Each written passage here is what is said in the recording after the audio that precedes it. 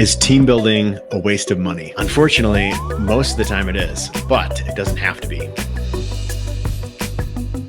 Today in this video, I'm going to walk you through 5 strategies to make sure that if you're a leader or HR professional or someone bringing in team building into your organization or doing it yourself, that you don't waste money on doing it wrong. My name's Michael with ARC Integrated, and we help leaders, teams, and cultures become peak performing.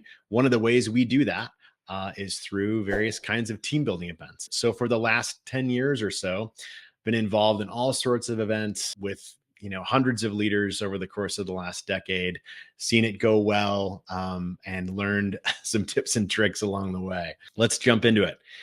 Strategy number 1, a way to ensure that team building is a waste of money is not connecting it to the true purpose of what it aims to do. So let me elaborate. Oftentimes when we come together to host a team building event, and that could be going to an escape room or going out for cocktails or doing a ropes course, whatever it is. Oftentimes the way it's framed is that it's fun, it's togetherness, it's an opportunity to team build. And oftentimes the framing doesn't go beyond that.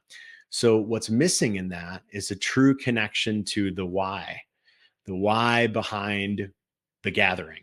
The way to solve for redefining the purpose is to enroll people into the fact that the reason we do team building is so that we can become better performers. And the way to connect those dots is through the connective tissue of team building as it relates to things like communication or productivity or having difficult conversations, or solving problems, right? The reason we're connecting and building relationships as a team is so that fill in the blank, and all those reasons connected to performance are ones that you could insert. Now, those reasons are going to be different group to group, organization to organization, but connecting the purpose is super important. Strategy number 2, or risk number 2, when wasting money on team building, is that we focus on fun and not performance. Now, again, this kind of comes back to the notion of purpose or the why, but oftentimes team building is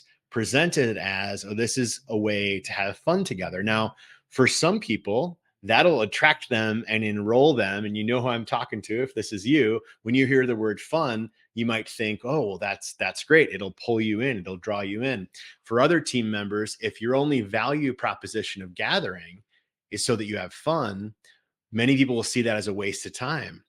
And again, it comes back to the enrollment of, we do team building events to increase our performance, our productivity, our connection to one another, so that we can have more effective, profitable, and value-driven workplaces, right?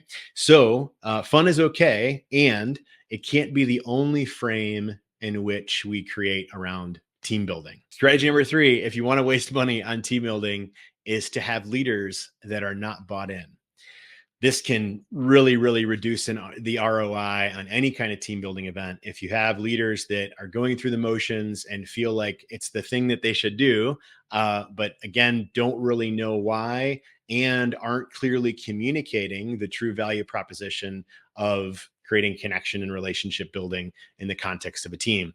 So if the leaders are showing up because they feel like they have to, and that sentiment is being distributed throughout the team, that's a very fast way to ensure that the money spent on the team building is likely not going to return much value at all. Strategy number 4 is to ensure that you have the right people in the room. And so oftentimes team building can be a lost leader, so to say, or result in reduced return if you have a group where there's a couple people on the team that maybe shouldn't be there. And we talk to leaders often that this comes up where there's a person on the team that for various reasons, whether it's performance or it's challenges that have come up interpersonally, or it's conflicts with clients, or fill in the blank, the leaders realize that maybe that team member should be let go or be moved along into a different position perhaps, but are hesitant to make that change. That can result in having a team building event that doesn't really produce the results that we want. So Keeping the right people in the team is an important predictor of success. Last tip, tip number 5, is to connect the values of the company to the team building event. So again, it's often a lost opportunity when you have company values that live on a wall and aren't really living and breathing or operationalized in the company. It's a lost opportunity to not connect those to the team building event itself. So if one of the values, we'll just make this up, one of the values in the company is collaboration, you might focus an entire team building activity around the value of improving our ability to collaborate. Comes back to the first tip around framing, right? So whatever the event is, whether you're doing mini golf or you're going to do an escape room or you're going to do a ropes course or whatever it is, framing it in the connection to a company value is a way to drive the return on investment of the team building event. So again, the question is team building a waste of money? The short answer is it often is a waste of money. 5 strategies to make sure that you're not wasting your money are as follows. Strategy number 1, make sure you connect the team building to purpose. Number 2, focus on the fact that it's related to performance, not just fun. Fun is good, but it can't be the only reason we're there. Strategy number 3, ensure the leaders are all bought in to the process and to the activity and the rationale behind it. Strategy number 4, ensure you have the right people on the team. And strategy number 5, connect the company value to the team building event itself. And that's all. If you are still watching this, thanks for watching. Again, my name is Michael with ARC Integrated. This is a Leadership Live 5 where we take a question from a client and we give you 5 tips around how to answer that question. Hope this finds you doing well. Take good care, and we'll see you next time.